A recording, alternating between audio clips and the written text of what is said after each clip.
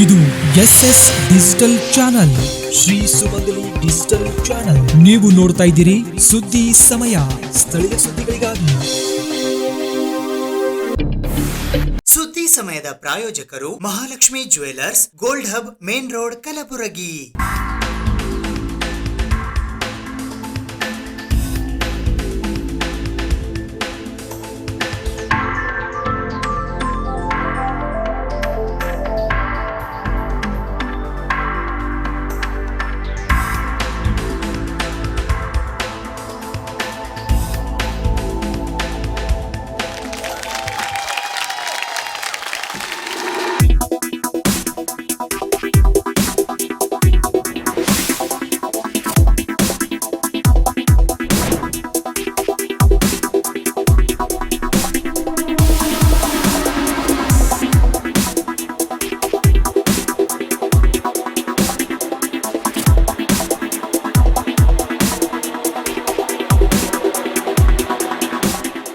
Mahalakshmi jewellers, gold hub, main road, Gulbarga.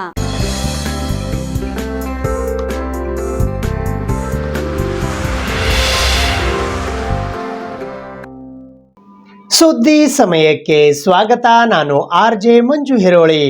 ನಾಳೆಯಿಂದ ಪ್ರಾರಂಭವಾಗಲಿರುವ ಭಾರತೀಯ ಸಂಸ್ಕೃತಿ ಉತ್ಸವ 7ರ ಮುನ್ನಾ ದಿನವಾದ ಇಂದು ಕಲಬುರಗಿ ನಗರದ ನಗರೇಶ್ವರ ಶಾಲೆಯಿಂದ ನೂತನ ವಿದ್ಯಾಲಯ ಮೈದಾನದವರೆಗೆ ಭವ್ಯ ಶೋಭಾಯಾತ್ರೆಯು ಅದ್ಧೂರಿಯಾಗಿ ನೆರವೇರಿತು. ರಾಷ್ಟ್ರಕೂಟ ನೆಲ ಸೇಡಂ ತಾಲೂಕಿನ ನೀಲಹಳ್ಳಿ ಬೀರನಹಳ್ಳಿ ಕ್ರಾಸ್ ಹತ್ತಿರ ಕಾಗಿಣಾ ನದಿ ತಟದ ಪ್ರಕೃತಿ ನಗರದಲ್ಲಿ ಜನವರಿ 29ರಿಂದ ಫೆಬ್ರವರಿ 6ರ ತನಕ ನಡೆಯಲಿರುವ 7ನೆಯ ಭಾರತೀಯ ಸಂಸ್ಕೃತಿ ಉತ್ಸವಕ್ಕೆ ಮುನ್ನುಡಿಯಾಗಿ ಕಲಬುರಗಿ ಮತ್ತು ಸೇಡಂನಲ್ಲಿ ಏಕಕಾಲಕ್ಕೆ ಭವ್ಯ ಶೋಭಾಯಾತ್ರೆ ಆರಂಭಗೊಂಡಿತು.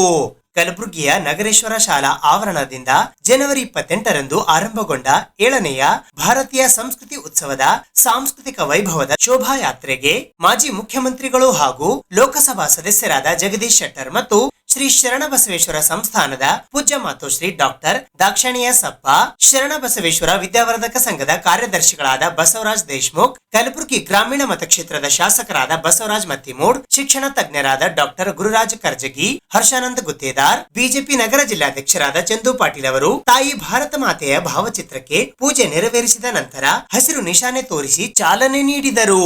ಮಾರ್ತಂಡ ಶಾಸ್ತ್ರಿ, ಶೇಷಾದ್ರಿ, ಉಮೇಶ್ ಶೆಟ್ಟಿ, ಅಶೋಕ್ ಜೀವಣಗಿ, ವಿ ಶಾಂತರೆಡ್ಡಿ, ವಿಶ್ವನಾಥ ಸ್ವಾಮಿ ಸೇರಿದಂತೆ ಮತ್ತಿತರರು ಈ ಸಂದರ್ಭದಲ್ಲಿ ಉಪಸ್ಥಿತರಿದ್ದರು. ಕಾಗಿಣಾ ನದಿ ತೀರದ 240 ಎಕರೆ ಪ್ರದೇಶದಲ್ಲಿ ನಡೆಯುವ 7ನೆಯ ಭಾರತೀಯ ಸಂಸ್ಕೃತಿ ಉತ್ಸವ ಮಿನಿ ಕುಂಭಮೇಳದ ಸಂಭ್ರಮದಿಂದ ನಡೆಯಲಿದ್ದು, ವಿದ್ಯುಕ್ತ ಉದ್ಘಾಟನೆಯು ನಾಳೆ ಜನವರಿ 29ರಂದು ಬುಧವಾರ ಬೆಳಿಗ್ಗೆ 10:30ಕ್ಕೆ ಮಾಜಿ ರಾಷ್ಟ್ರಪತಿಗಳಾದ ರಾಮನಾಥ್ ಕೋವಿಂದ್ ಉದ್ಘಾಟನೆಯಲ್ಲಿರುವ ಪೂರ್ವಭಾವಿಯಾಗಿ ಶರಣರ ನಾಡಿನ ಹೆಬ್ಬಾಗಿಲು, ಭಾವ್ಯಕೆತೆಯ ತೊಟ್ಟಿಲು ಕಲಬುರಗಿ ನಗರದಲ್ಲಿ ಸಾವಿರಾರು ಸಂಖ್ಯೆಯ ವಿದ್ಯಾರ್ಥಿಗಳು ಮತ್ತು ಸಾರ್ವಜನಿಕರು ಪಾಲ್ಗೊಂಡ ಸಾಂಸ್ಕೃತಿಕ ದಿಬ್ಬಣದ ಶೋಭಾಯಾತ್ರೆ ಇಡೀ ನಗರದಲ್ಲಿ ಜಾತ್ರೆಯ ಸಡಗರವನ್ನು ಸೃಷ್ಟಿಸಿತು. ಜಾನಪದ ಕಲಾವಿದರು, ಸಾಹಿತಿಗಳು, ವಿದ್ಯಾರ್ಥಿಗಳು, ಶಿಕ್ಷಕರು, ಸಾಂಸ್ಕೃತಿಕ ನಾಯಕರು, ರಾಜಕೀಯ ನಾಯಕರು ಹಾಗೂ ಸಂಸ್ಕೃತಿ ಪ್ರಿಯರು ಮೆರವಣಿಗೆಯಲ್ಲಿ ಹೆಜ್ಜೆ ಹಾಕಿ ಶೋಭಾಯಾತ್ರೆಯ ರಂಗು ಹೆಚ್ಚಿಸಿದರು. ಭವ್ಯ ಶೋಭಾಯಾತ್ರೆಯಲ್ಲಿ ಕಲಬುರಗಿ ನಗರದ ಸುಮಾರು 7,000 ವಿದ್ಯಾರ್ಥಿಗಳು ಭಾರತ್ ಮಾತಾ ಕಿ ಜೈ, ವಂದೇ ಮಾತರಂ ಘೋಷಣೆಗಳನ್ನು ಕೂಗುತ್ತಾ ರಸ್ತೆಯಲ್ಲಿ ಸಾಗಿ ಬಂದ ದೃಶ್ಯ ಕಣ್ಮನ ಸೆಳೆಯಿತು. ಎಲ್ಲಾ ದಾರಿಗಳು ನಗರೇಶ್ವರ ಶಾಲೆಯ ಕಡೆಗೆ ಎಂಬಂತೆ ಪ್ರವಾಹೋಪಾದಿಯಲ್ಲಿ ಬಂದ ಜನರು ಉತ್ಸಾಹದಿಂದ ಮೆರವಣಿಗೆಯಲ್ಲಿ ಪಾಲ್ಗೊಂಡರು. ನಗರೇಶ್ವರ ಶಾಲೆಯಿಂದ ಪ್ರಾರಂಭಗೊಂಡ ಮೆರವಣಿಗೆ ಜಗತ್ವೃತ್ತಕ್ಕೆ ಮುಟ್ಟಿದಾಗಲೂ ಅದರ ಇನ್ನೊಂದು ತುದಿ ನಗರೇಶ್ವರ ಶಾಲೆಯಲ್ಲಿ ಇದ್ದು ಅಷ್ಟು ಸಂಖ್ಯೆಯಲ್ಲಿ ಜನ ಜಮಾಯಿಸಿದ್ದರು. ಮೆರವಣಿಗೆಯಲ್ಲಿ ಸುಮಾರು 10ಕ್ಕೂ ಹೆಚ್ಚು ಸ್ತಬ್ಧ ಚಿತ್ರಗಳು ಹಾಗೂ ಜನಪದ ಸಂಸ್ಕೃತಿ ಸಾರುವ ಅನೇಕ ತಂಡಗಳು ವಿಶೇಷ ಆಕರ್ಷಣೆಯಾಗಿದ್ದವು. ಹಳೆಯ ಸ್ಮಾರಕಗಳನ್ನು ನೆನಪಿಸುವ, ಚರಿತ್ರೆಯನ್ನು ಸಾರುವ ಸ್ತಬ್ಧ ಚಿತ್ರಗಳು, ತಿರುಪತಿ ವೆಂಕಟರಮಣನ ಸ್ತಬ್ಧ ಚಿತ್ರ, ಸಾಧು ಶರಣರ ಸಂತರ ವೇಷಭೂಷಣಗಳನ್ನು ಹೊಂದಿದ ಸ್ತಬ್ಧ ಚಿತ್ರಗಳು ಮೆರವಣಿಗೆಯಲ್ಲಿ ಎಲ್ಲರ ಗಮನ ಸೆಳೆದವು. ಭಾರತ ಮಾತೆಯ ರಥದ ಮುಂಭಾಗದಲ್ಲಿ ಡೊಳ್ಳು ಮೇಳ, ಲಂಬಾಣಿ ನೃತ್ಯ ತಂಡ, 2 ಪುರವಂತಿಗೆ ತಂಡಗಳು, 2 ಹಲಿಗೆ ಮೇಳದ ತಂಡಗಳು, 20ಕ್ಕೂ ಹೆಚ್ಚು ಲೇಜಿಂ ತಂಡಗಳು, 8 ಘೋಷ ತಂಡಗಳು, ರಿಂಗ್ ನೃತ್ಯ ಕಲಾವಿದರು, ಗೋಂದುಳು ತಂಡ, 3 ಡಿಜೆ ತಂಡ ಮೆರವಣಿಗೆಯುದ್ದಕ್ಕೂ ಸಾಗಿ ಬಂದಾಗ ಜನ ಚಪ್ಪಾಳೆ ತಟ್ಟಿ ಹರ್ಷ ವ್ಯಕ್ತಪಡಿಸಿದರು. ಈ ಮೆರವಣಿಗೆಯಲ್ಲಿ ಅಪ್ಪ ಪಬ್ಲಿಕ್ ಶಾಲೆ, ಮಹರ್ಷಿ ವಿದ್ಯಾಮಂದಿರ, ಸಂಗಮ ಶಾಲೆ, ಆರ್ಟ್ ಇಂಟಿಗ್ರೇಷನ್ ದೃಶ್ಯ ಕಲಾ ಮಹಾವಿದ್ಯಾಲಯ, ನಾಗಂಬಿಕಾ ವಿದ್ಯಾಲಯ, ಮುಕ್ತಾಂಬಿಕಾ ವಸತಿ ಪದವಿ ಪೂರ್ವ ಕಾಲೇಜು, ಶರಣಬಸವೇಶ್ವರ ವಸತಿ ಶಾಲೆ, ಎಸ್ಎಸ್ ಜಗಳೂರು ಪದವಿ ಪೂರ್ವ ಕಾಲೇಜು, ಚಾಣಕ್ಯ ಹಿರಿಯ ಪ್ರಾಥಮಿಕ ಶಾಲೆ, ನಾರಾಯಣಪ್ಪ ಮಾದಮಶೆಟ್ಟಿ ಶಾಲೆ, ದೊಡ್ಡಪ್ಪ ಸ್ವತಂತ್ರ ಪದವಿ ಪೂರ್ವ ಕಾಲೇಜು, ರೋಟರಿಯಾ ಪ್ರಾಥಮಿಕ ಮತ್ತು ಪ್ರೌಢಶಾಲೆ, ಬಿಜಿ ಮಹಿಳಾ ಕಾನ್ವೆಂಟ್ ಶಾಲೆ, ಭಾರತೀಯ ವಿದ್ಯಾರ್ಥಿಯರ ಶಾಲೆ, ವ್ಯಕ್ತಿತ್ವ ವಿಕಾಸ ಎಜುಕೇಶನ್ ಸೊಸೈಟಿಯ ವಿಕಾಸ ಆಂಗ್ಲ ಮಾಧ್ಯಮ ಶಾಲೆ, ಓಕಳಿ ವಿದ್ಯಾಮಂದಿರ, ಎಂಪಿ ನಗರ ಕಲಬುರ್ಗಿ ಸೇರಿದಂತೆ ಹೀಗೆ ಕಲಬುರ್ಗಿ ನಗರದ ಪ್ರಮುಖ ಶಾಲೆಗಳು ಪಾಲ್ಗೊಂಡು ಶೋಭಾಯಾತ್ರೆಯ ಮೆರುಗು ಹೆಚ್ಚಿಸಿದರು. ನಗರೇಶ್ವರ ಶಾಲೆಯಿಂದ 9:20 ಪ್ರಾರಂಭಗೊಂಡ ಮೆರವಣಿಗೆಯು ನೆಹರುಗಂಜ್, ಸೂಪರ್ ಮಾರ್ಕೆಟ್, ಜಗತ್ ವೃತ್ತ, ಅಪ್ಪನಕೆರೆ, ಗೋವಾ ಹೋಟೆಲ್ ದಾರಿಯಾಗಿ ನೂತನ ವಿದ್ಯಾಲಯ ಮೈದಾನದಲ್ಲಿ ಸಂಪನ್ನಗೊಂಡಿತು. ರಸ್ತೆಯುದ್ದಕ್ಕೂ ಮೆರವಣಿಗೆ ಕಾರ್ಯದ ಮೇಲೆ ಪುಷ್ಪ ವೃಷ್ಟಿಯನ್ನ ಸುರಿಸಿ ಜನ ಕುಣಿದು ಕುಪ್ಪಳಿಸಿದರು. ಕಲಬುರ್ಗಿ ನಗರದ ಎಲ್ಲಾ ರಸ್ತೆಗಳಲ್ಲಿ ಜನಸಾಗರ ಹರಿದು ಬಂದ ವಿಶೇಷ ಅನುಭವ ಉಂಟಾಯಿತು. ನಗರೇಶ್ವರ ಶಾಲೆಯಿಂದ ಜಗತ್ ವೃತ್ತದವರೆಗೆ ಸುಮಾರು 1.5 ಗಂಟೆಗಳ ಕಾಲ ಟ್ರಾಫಿಕ್ ಜಾಮ್ ಆಗಿ ವಾಹನಗಳಿಗೆ ಬೇರೆ ಮಾರ್ಗವಾಗಿ ಸಂಚರಿಸಲು ಪೊಲೀಸರು ಅನುವು ಮಾಡಿಕೊಟ್ಟರು. ಮೆರವಣಿಗೆಯುದ್ದಕ್ಕೂ ಇಕ್ಕೆಲಗಳಲ್ಲಿ ಜನ ಕೈ ಬೀಸಿ ಭಾರತೀಯ ಸಂಸ್ಕೃತಿ ಉತ್ಸವಕ್ಕೆ ಶುಭ ಹಾರೈಸಿದ ದೃಶ್ಯ ಕಂಡುಬರುತ್ತಿತ್ತು. ಈ ಮೆರವಣಿಗೆಯಲ್ಲಿ ಪಾಲ್ಗೊಂಡ ಜನರಿಗೆ ಸುಮಾರು 20,000ಕ್ಕೂ ಹೆಚ್ಚು ಬಾಳೆಹಣ್ಣುಗಳನ್ನು ವಿತರಿಸಲಾಯಿತು ಹಾಗೂ ಕುಡಿಯುವ ನೀರು, ಮಜ್ಜಿಗೆಯ ವ್ಯವಸ್ಥೆಯನ್ನ ಒದಗಿಸಲಾಗಿತ್ತು. ಐತಿಹಾಸಿಕ ದಾಖಲೆಯಾಗಿ ಮಾರ್ಪಾಡುಗೊಂಡ ಭಾರತೀಯ ಸಂಸ್ಕೃತಿ ಉತ್ಸವದ ಮುನ್ನಾ ದಿನದ ಶೋಭಾಯಾತ್ರೆ ಎಲ್ಲರ ಮೆಚ್ಚುಗೆಗೆ ಪಾತ್ರವಾಯಿತು.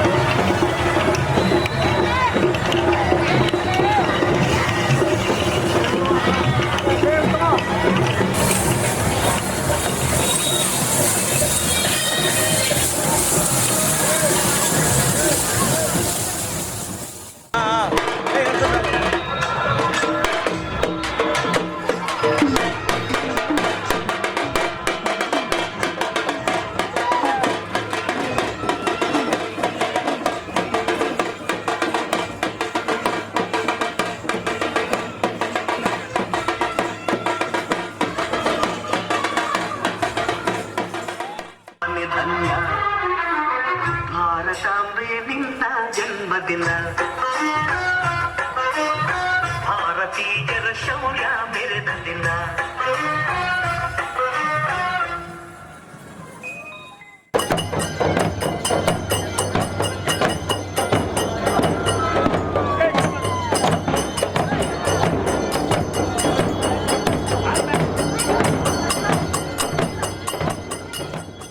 ನಮಸ್ಕಾರ.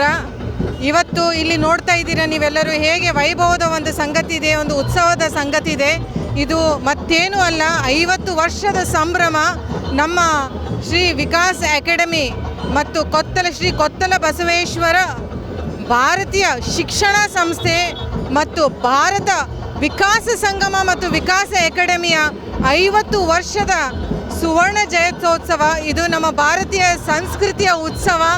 ಎಲ್ಲ ಶಾಲೆಗಳಿಂದ ಮಕ್ಕಳು, ಎಲ್ಲ ನಮ್ಮ ಹಿಂದಿನ ಯಾರು ಫ್ರೀಡಮ್ ಫೈಟರ್ಗಳಿದ್ದಾರೆ ಅವ್ರದ್ದೆಲ್ಲರ ವೇಷ ಹಾಕೊಂಡ್ಬಿಟ್ಟು ಎಲ್ಲ ಸಂಸ್ಕೃತಿಯ ಪ್ರತಿಕ್ರಿಯೆಯಾಗಿ ಎಲ್ಲರೂ ಇವತ್ತು ಒಂದು ಹಬ್ಬದ ರೀತಿಯಲ್ಲಿ ಸಂಭ್ರಮ ಮಾಡುತ್ತಾ ಇದ್ದಾರೆ. ಮುಂಬರುವ 9 ದಿನಗಳಲ್ಲಿ ಎಲ್ಲ ನಮ್ಮ ರಾಷ್ಟ್ರೀಯ ನಾಯಕರುಗಳು ಎಲ್ಲ ಪ್ರಗತಿಯಿಂದ, ಎಲ್ಲ ಚಟುವಟಿಕೆಗಳಿಂದ ಯಾರ್ಯಾರು ನೀವು ಸ್ಪೋರ್ಟ್ಸ್ಮೆನ್ಶಿಪ್ ಇಟ್ಕೊಂಡು, ಇಂಡಸ್ಟ್ರಿಯಲಿಸ್ಟ್ ಇಟ್ಕೊಂಡು, ಸುಧಾಮೂರ್ತಿ ಮೇಡಮ್ ಇಟ್ಕೊಂಡು, ಸಚಿನ್ ತೆಂಡೂಲ್ಕರ್ ಇಟ್ಕೊಂಡು, ನಡ್ಕರೇಜಿ ಅವರು ಇಟ್ಕೊಂಡು ಎಲ್ಲರೂ ಬರ್ತಾ ಇದ್ದಾರೆ. ತಾವೆಲ್ಲರೂ ಈ ಸಂಭ್ರಮದಲ್ಲಿ ಒಂದು ಭಾಗವಹಿಸಬೇಕು ಅಂತ ಹೇಳ್ತಾ ಇದ್ದೀನಿ. ಕೊತ್ತಲ ಬಸವೇಶ್ವರ ಶಿಕ್ಷಣ ಸಂಸ್ಥೆ 50 ವರ್ಷದಿಂದ ನಮ್ಮ ಕಲ್ಯಾಣ ಕರ್ನಾಟಕ ಅಷ್ಟೇ ಅಲ್ಲ, ಅನೇಕ ಜನರಿಗೆ ಶಿಕ್ಷಣ ಮತ್ತು ಉದ್ಯೋಗವನ್ನು ತಲುಪಿಸಿಕೊಟ್ಟಿದೆ, ಒಂದು ಒಳ್ಳೆ ಭವಿಷ್ಯವನ್ನು ಕೊಟ್ಟಿದೆ. ಅವರಿಗೆ ನಮಗೆ ಕೋಟಿ ಕೋಟಿ ಪ್ರಣಾಮಗಳು. ಅವ್ರ ಕಾರ್ಯ ಅವ್ರು ಮಾಡ್ತಾ ಇದ್ದಾರೆ. ನಾವು ಯಾವುದಕ್ಕೂ ಅದ್ರ ಬಗ್ಗೆ ಪ್ರತಿಕ್ರಿಯೆ ಇಲ್ಲ. ನಮ್ಮ ದೇಶ ನಮ್ಮ ಕಾನ್ಸ್ಟಿಟ್ಯೂಷನಲ್ಲಿ ನಮಗೆ freedom of speech, freedom of expression ಇದೆ. ಅವರಿಗೆಲ್ಲ ಅಧಿಕಾರ ಇದೆ. ಅವ್ರಿಗೇನು ಅನಿಸುತ್ತೆ ಅವ್ರಿಗೆ ಮಾಡಲಿ. ನಮಗೇನು ಮಾಡ್ತಾ ಇದ್ದೀವಿ ನಾವಿದು 50 ವರ್ಷದ ನಾವೇನು ಈ ಮಕ್ಕಳಿಗೆ, ಈ ಜನರಿಗೆ ಒಂದು ಉದ್ಯೋಗ, ಶಿಕ್ಷಣ, ಒಂದು ಒಳ್ಳೆ ಭವಿಷ್ಯ, ಒಳ್ಳೆ ದೇಶವನ್ನು ಮಾಡೋ ಸಲುವಾಗಿ ಒಳ್ಳೆ ನಾವು ನಮ್ಮ ನಾಗರಿಕರನ್ನು ನಾವು ತಯಾರು ಮಾಡಿದ್ದೀವಿ. ಅದರ ಸಂಭ್ರಮ ಇದೆ ಇದು. ಅದನ್ನು ಅವರು ವಿರೋಧಿಸ್ತಾ ಇದ್ದರೆ ಅವರಿಗೂ ನಾವು ಸ್ವಾಗತ ಮಾಡ್ತೇವೆ. ಭಾರತೀಯ ಸಂಸ್ಕೃತಿ ಉತ್ಸವ 7 ಶ್ರೀ ಕೊತ್ತಲ ಬಸವೇಶ್ವರ ಭಾರತೀಯ ಶಿಕ್ಷಣ ಸಮಿತಿಯ 50ನೇ ಸ್ವರ್ಣ ಜಯಂತಿ ಕಾರ್ಯಕ್ರಮವು ಅತ್ಯಂತ ವಿಜೃಂಭಣೆಯಿಂದ ಸೇಡಂ ಹತ್ತಿರದ ಬೀರನಹಳ್ಳಿ ಗ್ರಾಮದಲ್ಲಿ ನಡೆಯಲಿದೆ. ಈ ಐತಿಹಾಸಿಕ ಕಾರ್ಯಕ್ರಮಕ್ಕೆ ರಾಷ್ಟ್ರದ ನಾಯಕರು ಹಾಗೂ ರಾಜ್ಯದ ನಾಯಕರು, ಅನಿವಾಸಿ ಭಾರತೀಯರು ಸೇರಿ ಅತ್ಯಂತ ವಿಜೃಂಭಣೆಯಿಂದ ಈ ಕಾರ್ಯಕ್ರಮ ಆಚರಿಸ್ತಾ ಇದ್ದೇವೆ. ತಾವೆಲ್ಲರೂ ಈ ಕಾರ್ಯಕ್ರಮಕ್ಕೆ ಆಗಮಿಸಬೇಕಂತ ಹೇಳಿ ನಾನು ತಮ್ಮಲ್ಲಿ ವಿನಂತಿ ಮಾಡಿಕೊಳ್ತೇನೆ. 240 ಎಕರೆ ಪ್ರದೇಶದಲ್ಲಿ ಈ ಕಾರ್ಯಕ್ರಮ ನಡೆಯಲಿದ್ದು 9 ಪ್ರದರ್ಶನಿ 9 ಲೋಕಗಳೊಂದಿಗೆ ನಾವು ಈ ಕಾರ್ಯಕ್ರಮ ಆಚರಣೆ ಮಾಡ್ತಾ ಇದ್ದೇವೆ. ಮತ್ತು ಶಿಕ್ಷಣ ಸಂಸ್ಥೆಯ ಎಲ್ಲ ಮಕ್ಕಳು ಹಾಗೂ ಸಾರ್ವಜನಿಕರು ಈ ಕಾರ್ಯಕ್ರಮಕ್ಕೆ ಆಗಮಿಸಬೇಕಾಗಿ ತಮ್ಮಲ್ಲಿ ಮತ್ತೊಮ್ಮೆ ನಾನು ವಿನಂತಿ ಮಾಡಿಕೊಳ್ತೇನೆ. ಉತ್ಸವ 9 ದಿನಗಳ ಕಾಲ ನಡೆಯುತ್ತದೆ. ಜನವರಿ 29ರಿಂದ ಫೆಬ್ರವರಿ 6ರವರೆಗೂ ಈ ಕಾರ್ಯಕ್ರಮ ನಡೆಯಲಿದೆ. ಎಲ್ರಿಗೂ ನಮಸ್ಕಾರ. ಮೊದಲನೇದಾಗಿ ಏನು ಕಲ್ಯಾಣ ಕರ್ನಾಟಕದ ಹೆಬ್ಬಾಗಿಲು ಎನಿಸ್ಕೊಂಡಿರುವ ಕಲಬುರಗಿ ನಗರದಲ್ಲಿ ಇವತ್ತು ದೇಶ ಮತ್ತು ವಿದೇಶ ತಿರುಗಿ ನೋಡುವಂಥ ಒಂದು ಕಾರ್ಯಕ್ರಮವನ್ನು ನಮ್ಮ ಬಸವರಾಜ್ ಪಾಟೀಲ್ ಸೇಡಂಜಿಯವರ ನೇತೃತ್ವದಲ್ಲಿ ಬಹಳ ಅಚ್ಚುಕಟ್ಟಾಗಿ ಇವತ್ತಿನ ದಿವಸ ಮೂಡಿ ಬರ್ತಾ ಇದೆ. ಇವತ್ತಿನ ಶೋಭಾಯಾತ್ರೆಗೂ ಕೂಡ ವಿವಿಧ ಶಾಲೆಯಿಂದ ಕಲಬುರಗಿ ನಗರದಿಂದ ಮಕ್ಕಳು ಆಗಮಿಸಿ ಸಾವಿರಾರು ಮಕ್ಕಳು ಇವತ್ತಿನ ದಿವಸ ಈ ಒಂದು ಕಾರ್ಯಕ್ರಮದಲ್ಲಿ ಆಗಮಿಸಿ ಶೋಭಾಯಾತ್ರೆಯಲ್ಲಿ ಕಲಾ ಪ್ರದರ್ಶನಗಳನ್ನು ಪ್ರದರ್ಶಿಸಿ ಇವತ್ತಿನ ದಿವಸ ಒಳ್ಳೆಯ ಒಂದು ಉತ್ತಮವಾದಂಥ ಸಂದೇಶ ಕೊಡುವಂಥ ಇವತ್ತು ಕಾರ್ಯಕ್ರಮಗಳನ್ನು ಇವತ್ತು ಕಲಬುರಗಿ ನಗರದಲ್ಲಿ ನಿಯೋಜಿಸಲಾಗಿದೆ. ಅದರಂತೆ ನಾಳೆಯಿಂದ 29ನೇ ತಾರೀಕು ಸೇಡಂ ಹತ್ತಿರ ಇರುವ ಬೀರನಹಳ್ಳಿ ಕ್ರಾಸ್ನಲ್ಲಿ 240 ಎಕರೆ ಜಮೀನಲ್ಲಿ ಏರ್ಪಡಿಸಿರುವಂತಹ ಭಾರತೀಯ ಸಂಸ್ಕೃತಿ ಉತ್ಸವ ಕಾರ್ಯಕ್ರಮಕ್ಕೆ ನಮ್ಮ ಕಲಬುರಗಿ ಜಿಲ್ಲೆ ಅಲ್ಲದೆ ರಾಜ್ಯ ಅಲ್ಲದೆ ವಿವಿಧ ದೇಶ ಮತ್ತು ವಿದೇಶಗಳಿಂದ ಗಣ್ಯಾತಿ ಗಣ್ಯರು ಬರ್ತಾ ಇದ್ದಾರೆ. ಮುಖ್ಯವಾಗಿ ನಮ್ಮ ಕರ್ನಾಟಕದ ವಿಜಯ ಸಂಕೇಶ್ವರ ಆಗಿರ್ಬೋದು ಮತ್ತು ಅದೇ ರೀತಿಯಾಗಿ ನಮ್ಮ ಅಮ್ಮವರು ಕೂಡ ಬರ್ತಾ ಇದ್ದಾರೆ ಕಾರ್ಯಕ್ರಮಕ್ಕೆ. ಸುಧಾಮೂರ್ತಿಯವರು ಕೂಡ ಬರ್ತಾ ಇದ್ದಾರೆ ಮತ್ತು ಅದರಂತೆ ರಾಮದೇವ್ ಬಾಬಾ ಅವರಾಗಿರ್ಬೋದು ಮತ್ತು ವಿವಿಧ ಗಣ್ಯರು ಕಾರ್ಯಕ್ರಮಕ್ಕೆ ಆಗಮಿಸಿ ನಮ್ಮ ಕಲಬುರಗಿಯ ಹೆಸರನ್ನು ಇವತ್ತಿನ ದಿವಸ ದೇಶಾದ್ಯಂತ ಪಸರಿಸುವ ನಿಟ್ಟಿನಲ್ಲಿ ಇವತ್ತು ಕೊತ್ತಲ ಬಸವೇಶ್ವರ ಶಿಕ್ಷಣ ಸಂಸ್ಥೆ ಒಳ್ಳೆ ರೀತಿ ಕೆಲಸ ಮಾಡ್ತಾ ಇದೆ. ಅದಕ್ಕೋಸ್ಕರ ಕಲಬುರಗಿ ನಗರದಲ್ಲಿರುವಂಥ ಎಲ್ಲ ಶಾಲಾ ಶಿಕ್ಷಣಗಳು ಮತ್ತು ವಿವಿಧ ಸಂಘಟನೆಗಳು ಎಲ್ಲರೂ ಸೇರಿಕೊಂಡು ಈ ಒಂದು ಬೃಹತ್ ಸಮಾವೇಶಕ್ಕೆ ನಾವೆಲ್ಲರೂ ಇವತ್ತಿನ ದಿವಸ ಕೈ ಜೋಡಿಸಿದ್ದೀವಿ. ಈ ಒಂದು ಕಾರ್ಯಕ್ರಮ ಯಶಸ್ವಿಯಾಗಲಿ. ಎಲ್ಲರೂ ಸೇರಿಕೊಂಡು 9 ದಿನಗಳ ಅದ್ದೂರಿ ಕಾರ್ಯಕ್ರಮಕ್ಕೆ ತಾವೆಲ್ಲರೂ ಕೂಡ ಸಾಕ್ಷಿ ಆಗಬೇಕಂತೇಳಿ ನಾನು ಮನವಿಯನ್ನು ಮಾಡ್ತೇನೆ. ಎಲ್ಲರಿಗೂ ಶುಭ ಮಧ್ಯಾಹ್ನ. ನಾವು ಗೋಕಳಿ ವಿದ್ಯಾಮಂದಿರದ ಸಹ ಶಿಕ್ಷಕರು 250 ವಿದ್ಯಾರ್ಥಿಗಳನ್ನು ಕರ್ಕೊಂಡು ಬಂದೀವಿ. ಅನೇಕ ಸ್ತಬ್ಧ ಚಿತ್ರಗಳನ್ನು ಮಾಡೀವಿ. ಇದನ್ನು ನೋಡ್ಲಿಕ್ಕೆ ನಮಗೆ ಭಾಳ ಖುಷಿ ಅನ್ನಿಸ್ತದೆ.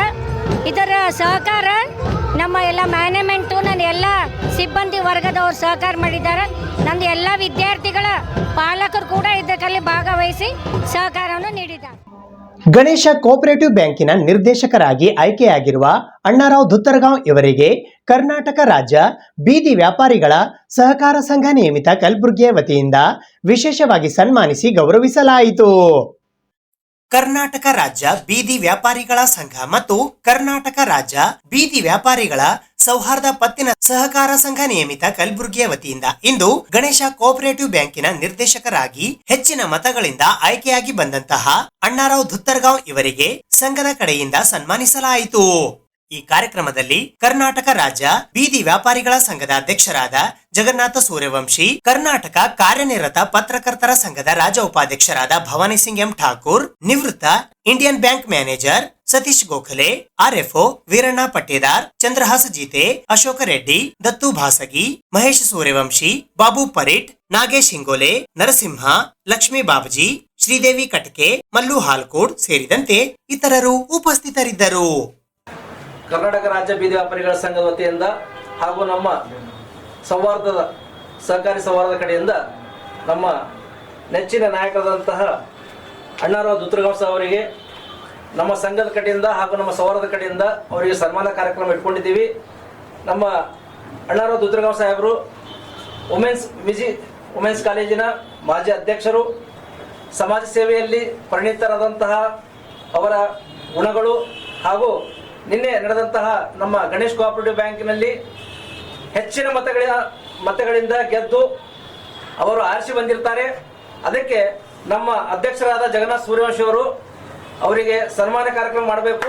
ಈ ಸನ್ಮಾನ ಕಾರ್ಯಕ್ರಮವನ್ನು ನಮ್ಮ ಭವಾನಿ ಸಿಂಗ್ ಠಾಕೂರ್ ಸಾಹೇಬರು ಮತ್ತು ನಮ್ಮ ಸತೀಶ್ ಗೋಖಲೆ ಸಾಹೇಬರು ನಡೆಸಿಕೊಡ್ಬೇಕಂತ ಕೇಳ್ಕೊಳ್ತೀನಿ. ಶ್ರೀಮಾನ್ಯ ಜನನಾಯಕರಾದಂಥ ನಮ್ಮ ಆತ್ಮೀಯ ಅಣ್ಣನವರಾದಂಥ ಅಣ್ಣಾರಾವ್ ಧುತ್ತರಗಾಂವ್ ಸಾಹೇಬರು ಮತ್ತು ಮಾಜಿ ವುಮೆನ್ಸ್ ಕಾಲೇಜ್ ಅಧ್ಯಕ್ಷರು ಮತ್ತು ಭಾಳಷ್ಟು ಸರ್ವಧರ್ಮ ನಾಯಕಂದ್ರೇನು ಕಡಿಮೆ ಇಲ್ಲ, ಎಲ್ಲರ ಬಗ್ಗೆ ಕಾಳಜಿ ಉಳ್ಳವರು ಮತ್ತು ನಮ್ಮ ಲೋಕಶಕ್ತಿ ಪಕ್ಷದ್ದು ಹಿಡಿದು B R Patil, K B ಶಾಣಪ್ಪಣ್ಣವರು, ಭಾಳಷ್ಟು ರಾಜಕೀಯ ಹಳಿ ಮುಖಂಡರುಗಳ ಒಳ್ಳೆಯ ಒಳನಾಟಿ ಇದೆ ಸಾಹೇಬರದು.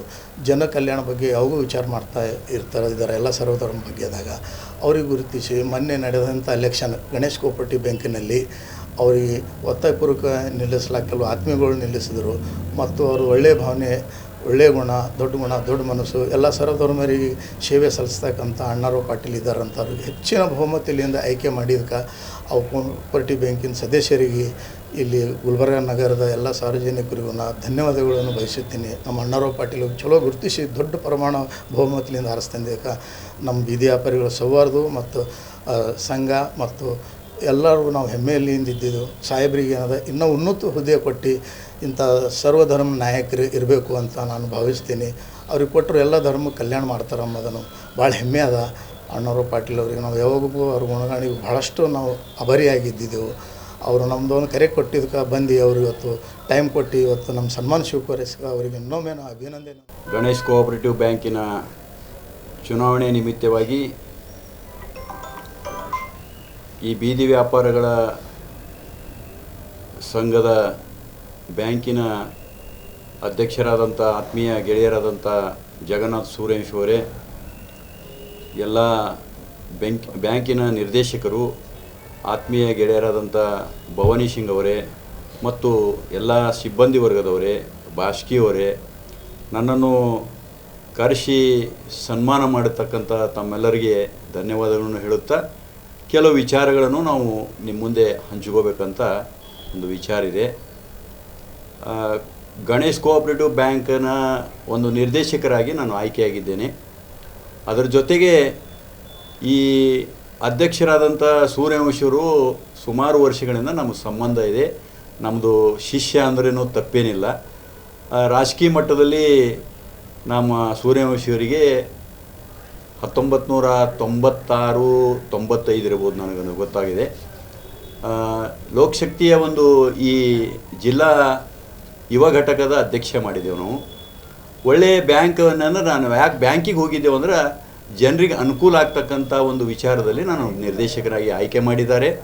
ಎಲ್ಲರೂ ಕೂಡಿಕೊಂಡೇನಂದ್ರೆ ಈ ಬ್ಯಾಂಕ ಒಂದು ಬೀದಿ ವ್ಯಾಪಾರಿಗಳ ಸಂಘಗಳಿರ್ಬೋದು, ಬ್ಯಾಂಕ್ಗಳಿರ್ಬೋದು, ಅಥವಾ ಗಣೇಶ್ ಕೋಆಪರೇಟಿವ್ ಇರ್ಬೋದು, ಅಥವಾ ವಿಶ್ವೇಶ್ವರ ಬ್ಯಾಂಕ್ ಇರ್ಬೋದು, ಬಹಳ ಮಂದಿಗೆ ಅನುಕೂಲ ಆಗೋ ಸಲುವಾಗಿ ಈ ಬ್ಯಾಂಕ್ಗಳನ್ನು ತೆಗೆದಿದ್ದಾರೆ.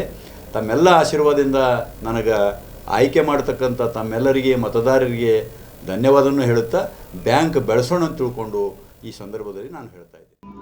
ಫೆಬ್ರವರಿ 1ರಂದು ಸಾಯಂಕಾಲ 6:30 ಗಂಟೆಗೆ ಕಲಬುರಗಿ ನಗರದ ನೂತನ ವಿದ್ಯಾಲಯ ಮೈದಾನದಲ್ಲಿ ಆಳ್ವಾಸ್ ಸಾಂಸ್ಕೃತಿಕ ವೈಭವ ಕಾರ್ಯಕ್ರಮ ಜರುಗಲಿದೆ ಎಂದು ಅಪ್ಪಾರಾವ್ ಅಕ್ಕೋಣಿಯವರು ತಿಳಿಸಿದ್ದಾರೆ. ಕಲಬುರಗಿಯ ಸಾಂಸ್ಕೃತಿಕ ರಂಗದಲ್ಲಿ ಅಪೂರ್ವ ಪ್ರದರ್ಶನಕ್ಕೆ ವೇದಿಕೆಯಾಗಲು ಕಲಬುರಗಿಯ ನುಡಿಸಿರಿ ಘಟಕವು ಇದೇ ಫೆಬ್ರವರಿ 1ರ ಶನಿವಾರ ಸಾಯಂಕಾಲ 6:30ಕ್ಕೆ ಆಳ್ವಾಸ್ ಸಾಂಸ್ಕೃತಿಕ ವೈಭವ ಕಾರ್ಯಕ್ರಮವನ್ನು ಆಯೋಜಿಸಿದೆ. ಕಲಬುರಗಿ ನಗರದ ನೂತನ ವಿದ್ಯಾಲಯ ಮೈದಾನದಲ್ಲಿ ಕಾರ್ಯಕ್ರಮ ನಡೆಯಲಿದೆ ಎಂದು ಆಳ್ವಾಸ್ ನುಡಿಸಿರಿ ಜಿಲ್ಲಾ ಘಟಕ ಕಲಬುರಗಿಯ ಅಧ್ಯಕ್ಷರಾದ ಅಪ್ಪಾರಾವ್ ಅಕ್ಕೋಣಿಯವರು ಇಂದು ಕಲಬುರಗಿ ನಗರದ ಪತ್ರಿಕಾ ಭವನದಲ್ಲಿ ಜರುಗಿದ ಸುದ್ದಿಗೋಷ್ಠಿಯ ಮೂಲಕ ತಿಳಿಸಿದ್ದಾರೆ.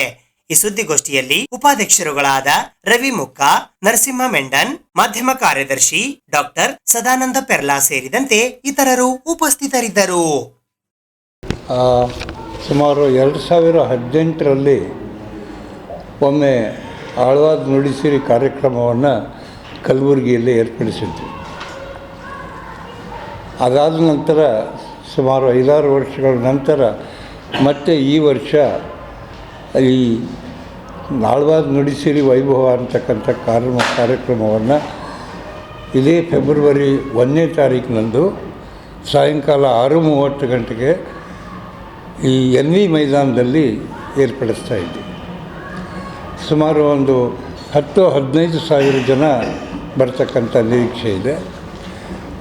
ಅದಕ್ಕೆ ಸಕಲ ವ್ಯವಸ್ಥೆಗಳನ್ನು ಕೂಡ ಮಾಡಲಾಗಿದೆ. ಒಂದು ವಿಶಾಲವಾದಂಥ ವೇದಿಕೆಯನ್ನು ಕೂಡ ಅಲ್ಲಿ ಹಾಕಿದೆ.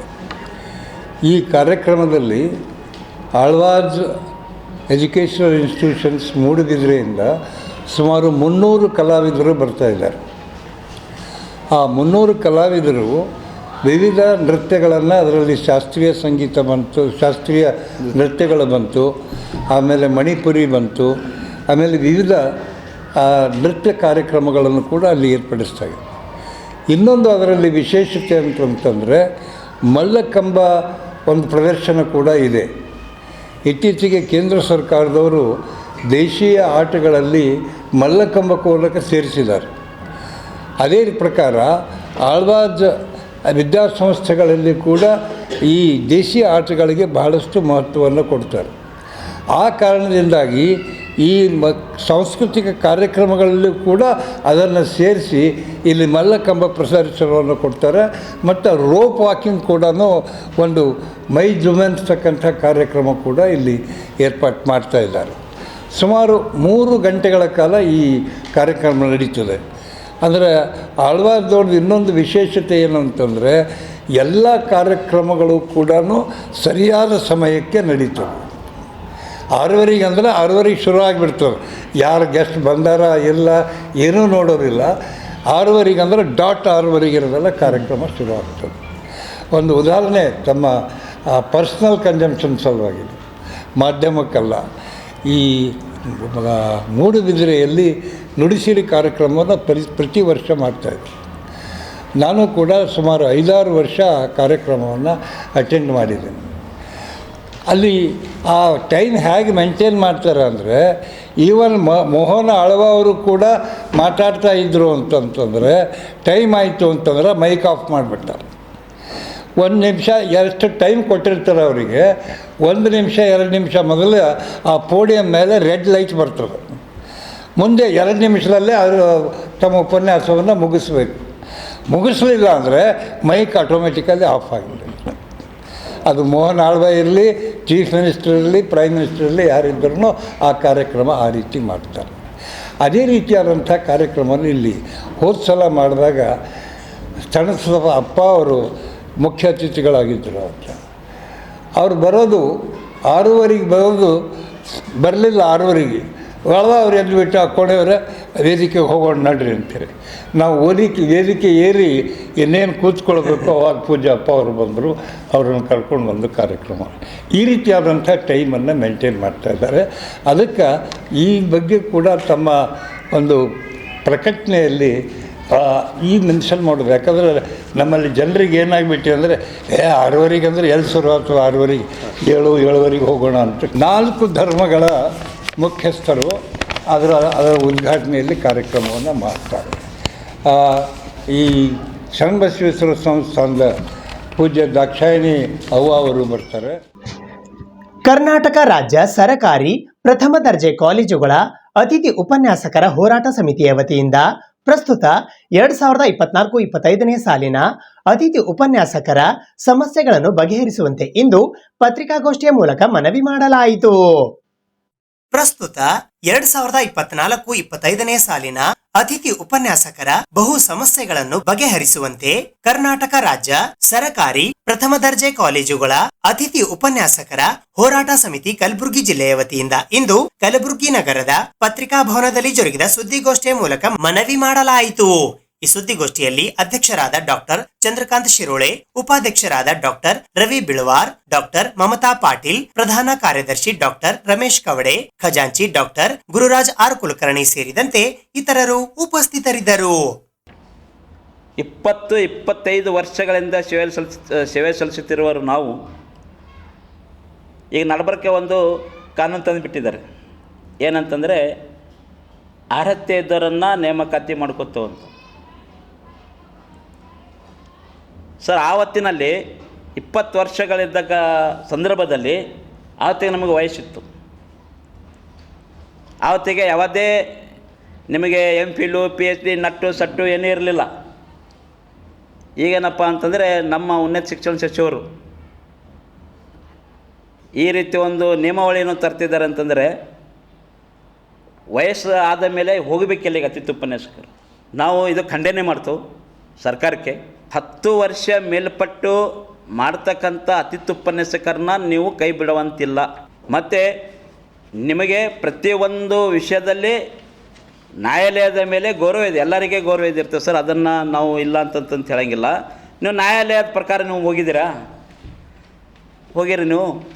ಆವತ್ತಿನಲ್ಲಿ ಕುಮಾರ್ ನಾಯಕ ವರದಿ ಪ್ರಕಾರ, ಈಗ ಉನ್ನತ ಶಿಕ್ಷಣ ಸಚಿವರು ಕುಮಾರ್ ನಾಯಕ್ ವರದಿ ಪ್ರಕಾರ 2018 ಸಾಲಿನಲ್ಲಿ ಯಾರು ಕ್ವಾಲಿಫೈಡ್ ಇದ್ದಾರೆ ಅವರನ್ನು ತಗೋಬೇಕಂತಕ್ಕಂಥ ನಿಯಮಾವಳಿಯನ್ನು ಹೊಲಿಸಿದ್ದಾರೆ ಅಂತ ಹೇಳ್ತಾರೆ.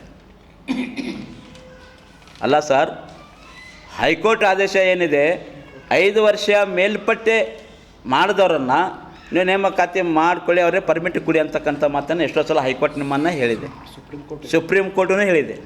ಫಸ್ಟು ಉನ್ನತ ಶಿಕ್ಷಣ ಸಚಿವರು ಎಜುಕೇಷನ್ ಫೀಲ್ಡಲ್ಲಿ ಏನಿದೆ ಅಂತಕ್ಕಂಥದ್ದು ಅರ್ಥ ಮಾಡ್ಕೋಬೇಕು.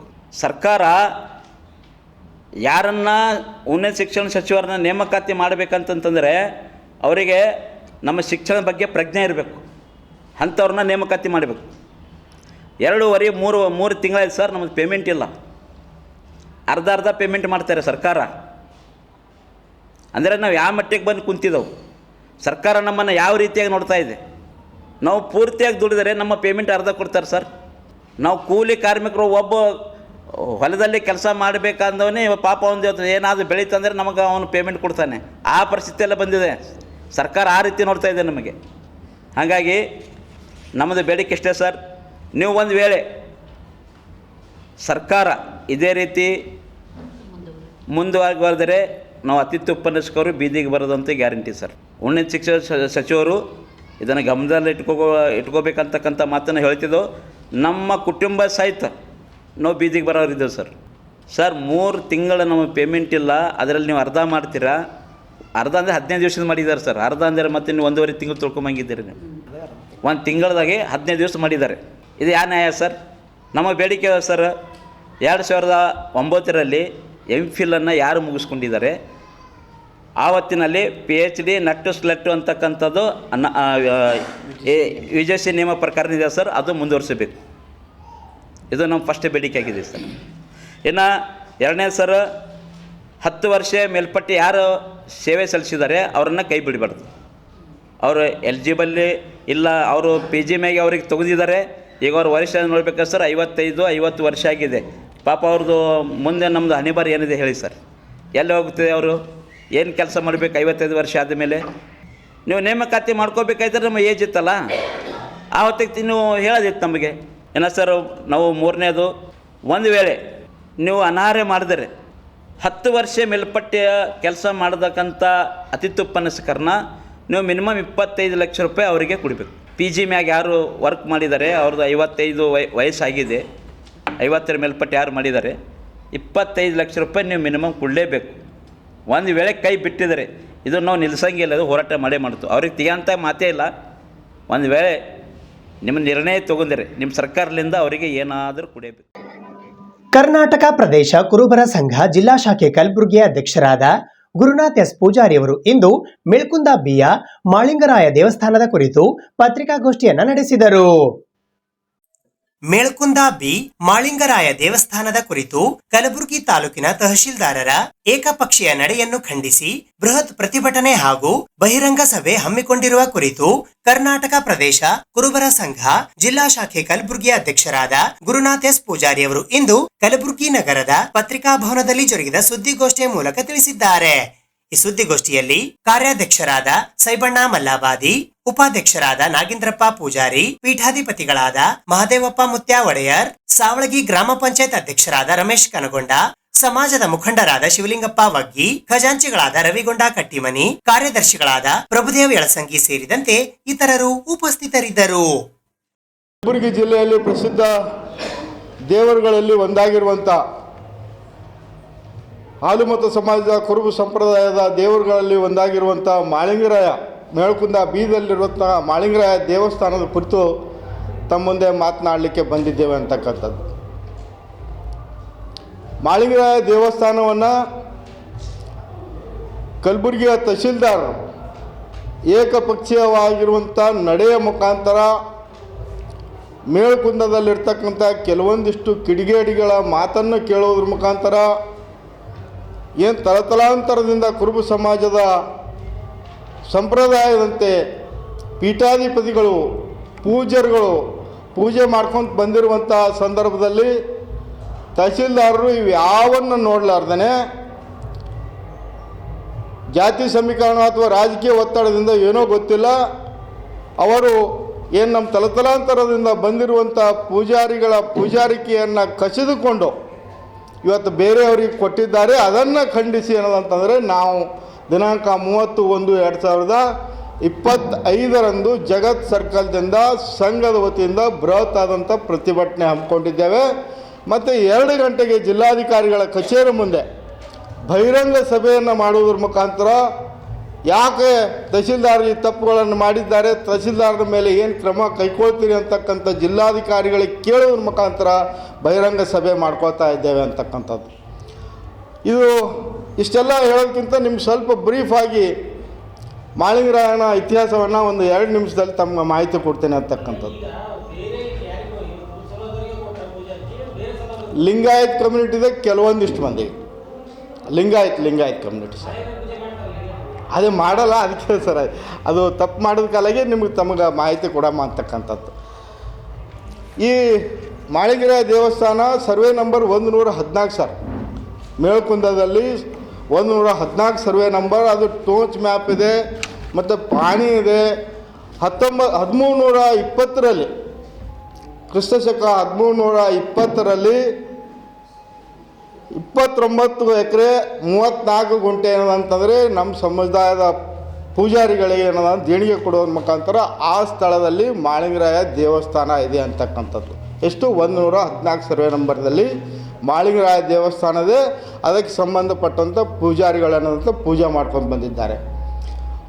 ಅಲ್ಲಿಂದ ಇಲ್ಲಿವರೆಗೆ ಸುಮಾರು ಇಂಥ ಪೂಜಾರಿಗಳ ತಂದೆ ಮುತ್ತಾತ ಎಲ್ಲರೂ ಕೂಡ್ಕೊಂಡು ಇವತ್ತಿನ ದಿವಸ ಏನಾದರೂ ಇವರು ದೈವಾಧೀನರಾದರೂ ತಂದೆಯವರು ಅಂತಂದರೆ ಆ ಮಾಳಿಂಗರಾಯನ ಪಕ್ಕದಲ್ಲಿ ಸಮಾಧಿ ಮಾಡುವುದ್ರ ಮುಖಾಂತರ, ಮಾಳಿಂಗರಾಯನ ಪಕ್ಕದಲ್ಲಿ ಅವರಿಗೆ ಒಂದು ಶವ ಸಂಸ್ಕಾರ ಮಾಡೋದ್ರ ಮುಖಾಂತರ ತಲತಲಾಂತರದಿಂದ ಪೂಜಾರಿಗಳು ಕಾರ್ಯವನ್ನು ಮಾಳಿಂಗರಾಯ ದೇವಸ್ಥಾನ ಮತ್ತು ದೇವರ ಪೂಜೆಗಳನ್ನು ಮಾಡ್ಕೊಂಡು ಬಂದಿದ್ದಾರೆ ಅಂತಕ್ಕಂಥದ್ದು.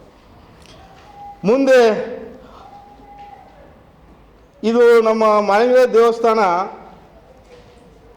ಕರ್ನಾಟಕ ರಾಜ್ಯ ಪತ್ರದಲ್ಲಿ 2012ರಲ್ಲಿ 214 ಏನು ಗೆಜೆಟ್ ಇರ್ತದಲ್ಲ ಅದರಲ್ಲಿ ಮಾಳಿಂಗರಾಯ ದೇವಸ್ಥಾನ ಇದೆ ಅಂತಕ್ಕಂಥದ್ದು. ಆ 214 ಸೀರಿಯಲ್ ನಂಬರ್ದಲ್ಲಿಯೂ ಸಹ ಮಾಳಿಂಗರಾಯ ದೇವಸ್ಥಾನ ಇದೆ ಅಂತಕ್ಕಂಥ ಮಾಹಿತಿಯನ್ನು ದಾಖಲೆಗಳು ಇವೆ ಅಂತಕ್ಕಂಥದ್ದು. ಮತ್ತು ಸರ್ಕಾರದಿಂದನೂ ಸಹ ಆರಾಧನಾ ಕಮಿಟಿ ಅಂತಕ್ಕಂಥದ್ದಿತ್ತು. ಈ ಮೊದಲು 93-94ರಲ್ಲಿ ಆರಾಧನಾ ಕಮಿಟಿಯಲ್ಲಿಯೂ ಸಹ 20,000 ರೂಪಾಯಿ ಮಾಳಿಂಗರಾಯ ದೇವರ ಅಭಿವೃದ್ಧಿಗಾಗಿ ಅಂತಕ್ಕಂಥದ್ದು ಸರ್ಕಾರಿ ಗೆಜೆಟ್ನಲ್ಲಿ ಬಂದಿದೆ. ಅಲ್ಲಿಯೂ ಸಹ ಮಾಳಿಂಗರಾಯ ದೇವಸ್ಥಾನ ಇದೆ ಅಂತಕ್ಕಂಥದ್ದು. ಮುಂದುವರೆದು 2012ರಲ್ಲಿ ಏನು ಶ್ರೀಮತಿ ಅರುಣಾದೇವಿ ಪಾಟೀಲ್ರವರು ಶಾಸಕರಾದರು. ಆ ಸಂದರ್ಭದಲ್ಲಿಯೂ ಸಹ 3 ಲಕ್ಷ ರೂಪಾಯಿ ಮಾಳಿಂಗರಾಯ ದೇವಸ್ಥಾನಕ್ಕೆ ಅಭಿವೃದ್ಧಿಗಾಗಿ ಕೊಟ್ಟಿದ್ರು ಅಂತಕ್ಕಂಥದ್ದು. ಅಲ್ಲಿನೂ ಕೊಟ್ಟಂಥ ಸಂದರ್ಭದಲ್ಲಿ ಮಾಳಿಂಗರಾಯ ದೇವರ ಅಭಿವೃದ್ಧಿ 114 ಸರ್ವೆ ನಂಬರ್ ಅಂತಕ್ಕಂಥದ್ದು ದಾಖಲೆಗಳ ಸಮೇತ ಅಂತಂದರೆ ಮಾಳಿಂಗರಾಯಿಗೆ 3 ಲಕ್ಷ ರೂಪಾಯಿ ದೇಣಿಗೆ ಕೊಟ್ಟಿದ್ದರು. ಈ ಮಾಳಿಂಗರಾಯ ಅಂತಕ್ಕಂಥ ಸಂದರ್ಭದಲ್ಲಿ 2016ರಲ್ಲಿ ಕೆಲವೊಂದಿಷ್ಟು ಕಿಡಿಗೇಳುಗಳು ಕೂಡಿಕೊಂಡು ಇವೆಲ್ಲ ದಾಖಲೆಗಳಿದೆ ಸರ್. ಇವು DC ಅವ್ರ ಸಂಗಟ ಅಲ್ಲಿ ಸಂಬಂಧಪಟ್ಟವ್ರ ಸಂಗಟ ಮಾತಾಡ್ತೀನಿ, ಆದರೂ ತಮ್ಮ ಜರ ಮಾಹಿತಿ ಕೊಡಬೇಕಂತ. ಕಲ್ಯಾಣ ಕರ್ನಾಟಕ ಪಾರಂಪರಿಕ ವೈದ್ಯ ಪರಿಷತ್ತಿನ ರಾಜ್ಯಾಧ್ಯಕ್ಷರಾದ ಆನಂದ್ ಹೆರೂರವರು ಇಂದು ಕಲಬುರಗಿ ನಗರದ ಪತ್ರಿಕಾ ಭವನದಲ್ಲಿ ಸುದ್ದಿಗೋಷ್ಠಿಯನ್ನ ನಡೆಸಿದರು. ದಿನಾಂಕ 28 ಜನವರಿ 2025 ಮಂಗಳವಾರದಂದು ಬೆಳಗ್ಗೆ 11 ಗಂಟೆಗೆ ಕಲಬುರಗಿ ನಗರದ ಜಗತ್ವೃತ್ತದ ಹತ್ತಿರವಿರುವ ಜಿಲ್ಲಾ ಪಂಚಾಯತಿ ಕಚೇರಿಯ ಆವರಣದಲ್ಲಿನ ಕಲಬುರಗಿ ಜಿಲ್ಲಾ ಕಾರ್ಯನಿರತ ಪತ್ರಕರ್ತರ ಸಂಘದ ಪತ್ರಿಕಾ ಭವನದಲ್ಲಿ ಕಲ್ಯಾಣ ಕರ್ನಾಟಕ ಪಾರಂಪರಿಕ ವೈದ್ಯ ಪರಿಷತ್ತಿನ ರಾಜ್ಯಾಧ್ಯಕ್ಷರಾದ ಆನಂದ್ ಹೆರೂರವರು ಪತ್ರಿಕಾಗೋಷ್ಠಿಯನ್ನ ನಡೆಸಿದರು. ಈ ಪತ್ರಿಕಾಗೋಷ್ಠಿಯಲ್ಲಿ ರಾಜ್ಯ ಪ್ರಧಾನ ಕಾರ್ಯದರ್ಶಿಗಳಾದ ಕುಮಾರಸ್ವಾಮಿ ಸೇರಿದಂತೆ ಇತರರು ಉಪಸ್ಥಿತರಿದ್ದರು.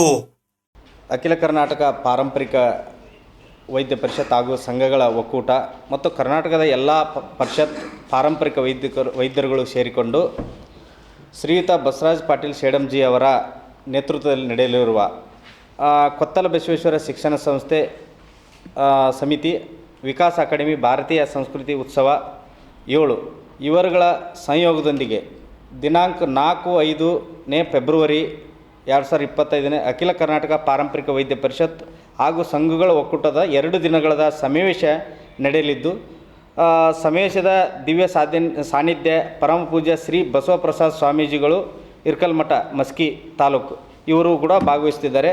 ಗೌರವ ಉಪಸ್ಥಿತಿ ಶ್ರೀಯುತ ಬಸವರಾಜ್ ಪಾಟೀಲ್ ಸೇಡಂ ಅವರು, ಪೋಷಕರು ಭಾರತ ವಿಕಾಸ ಸಂಗಮ ಉದ್ಘಾಟನೆ ಮಾಡ್ತಿದ್ದಾರೆ. ಉದ್ಘಾಟನೆ ಶ್ರೀಮತಿ ಡಾಕ್ಟರ್ ಗಿರಿಜಾ ಆಯುಷ್ ಅಧಿಕಾರಿಗಳು ಈ ಒಂದು ಕಾರ್ಯಕ್ರಮಕ್ಕೆ ಆಗಮಿಸಿ ಅತಿಥಿಗಳಾಗಿ ಬರ್ತಾ ಇದ್ದಾರೆ. ಮತ್ತು ಇನ್ನೊಬ್ಬರು ಪ್ರಕಾಶ್ TDU ಅಂತೇಳಿ ನಾಗರಾಜ್ ಕಾನೂನು ಸಲಹೆಗಾರರು ಈ ಒಂದು ಇದರಲ್ಲಿ ಭಾಗವಹಿಸ್ತಾರೆ.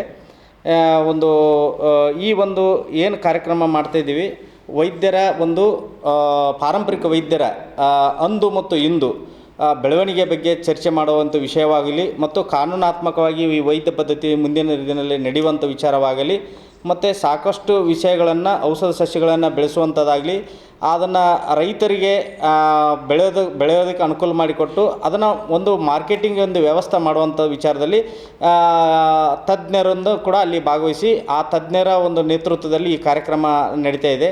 ಆ ಕಾರ್ಯಕ್ರಮದಲ್ಲಿ ಕರ್ನಾಟಕದ ಎಲ್ಲ ಪಾರಂಪರಿಕ ವೈದ್ಯರು ಭಾಗವಹಿಸಲಿದ್ದಾರೆ. ಮತ್ತು ನಾವು ಅಲ್ಲಿ ಕಾರ್ಯಕ್ರಮದ 2 ದಿವಸದ ಕಾರ್ಯಕ್ರಮದಲ್ಲಿ ನಾವು ಕೊನೆಗೆ 2ನೇ ದಿವಸದ ಕೊನೆಯಲ್ಲಿ ಪ್ರಮಾಣಪತ್ರವನ್ನು ಆ ಪ್ರತಿಯೊಬ್ಬ ವೈದ್ಯರಿಗೆ ಪ್ರಮಾಣಪತ್ರವನ್ನು ಕೊಡುವ ಒಂದು ವ್ಯವಸ್ಥೆ ಮಾಡಿದ್ದೀವಿ. ಕಾರ್ಯಕ್ರಮದಲ್ಲಿ ಭಾಗವಹಿಸಿದಂಥ ಕರ್ನಾಟಕದ ಯಾವುದೇ ಮೂಲೆ ಬಂದಂಥ ವೈದ್ಯರಿಗೆ ವಸತಿ ಮತ್ತು ಊಟದ ವ್ಯವಸ್ಥೆ ಅಲ್ಲಿ ಇರುತ್ತದೆ. ಆ ಒಂದು ಪ್ರಥಮವಾಗಿ ಬರ್ತಕ್ಕಂಥ ವೈದ್ಯರು 250 ರೂಪಾಯಿ ಕೊಟ್ಟು ನೋಂದಣಿ ಮಾಡಿಕೊಳ್ಬೇಕು, ರಿಜಿಸ್ಟ್ರೇಷನ್ ಮಾಡ್ಕೋಬೇಕು. ತದನಂತರ ಮುಂದೆ ಅವರಿಗೆ ಊಟ ವಸತಿ ಎಲ್ಲದೇ ವ್ಯವಸ್ಥೆ ಅಲ್ಲಿ ಯಾವುದೇ ಥರ ತೊಂದರೆ ಇರಲಾರ್ದಂಗೆ ಅದಕ್ಕೆ ವ್ಯವಸ್ಥೆ ಮಾಡಿದ್ದೀವಿ. ಕನಿಷ್ಠ 1,000ಕ್ಕೂ ಹೆಚ್ಚು ವೈದ್ಯರುಗಳು ಅಲ್ಲಿ ವ್ಯವಸ್ಥೆ ಮಾಡ್ತಾಯಿದ್ದೀವಿ, ಅಂದರೆ ವಸತಿ. ಯಾಕಂದರೆ ಬೇರೆ ಬೇರೆ ಇಲ್ಲಿ ಹತ್ತಿರ ಇದ್ದಂಥ ವೈದ್ಯರುಗಳು ತಮ್ಮ ಸ್ವಂತ ವಾಹನಗಳಿಂದ ಬರೋದ್ರಿಂದ ತಮಗೆ ಮತ್ತೆ ರಿಟರ್ನ್ ಆಗಿ ತಮ್ಮ ಒಂದು ವಾಸಸ್ಥಾನಕ್ಕೆ ಹೋಗೋದ್ರಿಂದ ಅವರಿಗೆ ಹೊರತುಪಡಿಸಿ ಉಳಿದಂಥ ಎಲ್ಲ ವೈದ್ಯರುಗಳಿಗೆ 1000ಕ್ಕೂ ಹೆಚ್ಚು ವೈದ್ಯರಿಗೆ ನಾವಲ್ಲಿ ವಸತಿ ವ್ಯವಸ್ಥೆ ಮಾಡಿದ್ದೀವಿ. ವಸತಿ ಮತ್ತು ಅಲ್ಲಿ ಇರ್ತಕ್ಕಂಥ ಕಾರ್ಯಕ್ರಮದ ಆಯೋಜಕರಿಗೆ ಮತ್ತು ಅಲ್ಲಿ ಬರ್ತಕ್ಕಂಥ ಗೆಸ್ಟ್ಗಳಿಗೆ ಪ್ರತ್ಯೇಕವಾಗಿ ಒಂದು ವ್ಯವಸ್ಥೆ ಮಾಡಿದ್ದೀವಿ. ಈ ಒಂದು ವ್ಯವಸ್ಥೆದ ಒಂದು ಪರ್ಯಂತ 2 ದಿವಸದ ಈ ಕಾರ್ಯಕ್ರಮ ಭಾಳ ಒಂದು ಒಳ್ಳೆಯ ಮಹತ್ವದ ಒಂದು ಕಾರ್ಯಕ್ರಮ ಇದಾಗಿದೆ. ಈ ಕಾರ್ಯಕ್ರಮದಲ್ಲಿ ಭಾಗವಹಿಸಬೇಕಂದ ತಮ್ಮ ವೈದ್ಯರ ಎಲ್ಲ ಕರ್ನಾಟಕದ ವೈದ್ಯರಲ್ಲಿ ಮನವಿ ಮಾಡಿಕೊಳ್ತೀವಿ. ಯಾಕಂದರೆ ಇದು ತುಂಬ ಒಂದು ಅದ್ಭುತವಾದ ಈ ಕಾರ್ಯಕ್ರಮ ಅಂತ ಹೇಳ್ಬೋದು. ಯಾಕಂದರೆ ಈ ಕಾನೂನು ಸಲಹೆಗಾರರಿಂದ ಹಿಡಿದು ಔಷಧ ಸಸ್ಯಗಳನ್ನು ಬೆಳೆಸೋದ್ರ ಬಗ್ಗೆ, ಅದು ಮಾರ್ಕೆಟಿಂಗ್ ಮಾಡೋದ್ರ ಬಗ್ಗೆ ಇದು ಹೆಚ್ಚಿನ ಮಾಹಿತಿಯನ್ನು ನಾವು ವೈದ್ಯರಿಗೆ ಕೊಡೋ ಒಂದು ಇದೆ. ಈ ಪ್ರಪ್ರಥಮವಾಗಿ ಈ ಒಂದು ಕಾರ್ಯಕ್ರಮ ಇದೇ ಮೊದಲು ಅಂತ ನಾನು ಅನ್ಕೊತಿದ್ದೀನಿ. ಯಾಕಂದರೆ ನಾವು ಕಾರ್ಯಕ್ರಮ ಸಾಕಷ್ಟು ಮಾಡಿದ್ದೀವಿ, ಆದರೆ ಈ ತಜ್ಞರನ್ನು ಕರೆಸಿ ನಮ್ಮ ವೈದ್ಯರಿಗೆ ಮಾಹಿತಿ ಕೊಡುವಂಥ ಒಂದು ವ್ಯವಸ್ಥೆ ನಾವು ಮಾಡಿರಲಿಲ್ಲ. ಹಾಗಾಗಿ ನಾವು ಈ ಒಂದು ಕಾರ್ಯಕ್ರಮದಲ್ಲಿ ಕರ್ನಾಟಕದ ಎಲ್ಲ ಆ ಪರಿಷತ್ತು ಈ ಪರಿಷತ್ತು ಅನ್ನೋದೇ ಎಲ್ಲರೂ ಒಟ್ಟಾಗಿ ನಾವೆಲ್ಲ ಪಾರಂಪರಿಕ ವೈದ್ಯರಂತ ಒಂದು ಮನೋಭಾವ ಇಟ್ಕೊಂಡು ಎಲ್ಲರೂ ಭಾಗವಹಿಸಬೇಕೆಂದು ತಮ್ಮಲ್ಲಿ ಮನವಿ ಮಾಡಿದ್ದೀವಿ. ಇದು ಇವತ್ತಿನ ಸುದ್ದಿ ಸಮಯ. ಸ್ಥಳೀಯ ಸುದ್ದಿಗಳಿಗಾಗಿ ನೋಡ್ತಾ ಇರಿ ಸುದ್ದಿ ಸಮಯ. ನಿಮ್ಮ ನೆಚ್ಚಿನ ಸುದ್ದಿ ಸಮಯವನ್ನು ಡೆನ್ ಸೆಟಾಪ್ ಬಾಕ್ಸ್ನ ಚಾನೆಲ್ ಸಂಖ್ಯೆ 746ರಲ್ಲಿ ಪ್ರತಿದಿನ ರಾತ್ರಿ 9 ಗಂಟೆಗೆ, ಮರುಪ್ರಸಾರ ರಾತ್ರಿ 10 ಗಂಟೆಗೆ ಮತ್ತು ಮರುದಿನ ಬೆಳಿಗ್ಗೆ 8 ಗಂಟೆ ಮತ್ತು 9 ಗಂಟೆಗೆ ವೀಕ್ಷಿಸಬಹುದು. ಇದು SS ಡಿಜಿಟಲ್ ಚಾನಲ್, ಶ್ರೀ ಸುಮಂಗಲಿ ಡಿಜಿಟಲ್ ಚಾನಲ್. ನೀವು ನೋಡ್ತಾ ಇದ್ದೀರಿ ಸುದ್ದಿ ಸಮಯ, ಸ್ಥಳೀಯ ಸುದ್ದಿಗಳಿಗಾಗಿ. ಸುದ್ದಿ ಸಮಯದ ಪ್ರಾಯೋಜಕರು Mahalakshmi jewellers, gold hub, main road, Kalaburagi.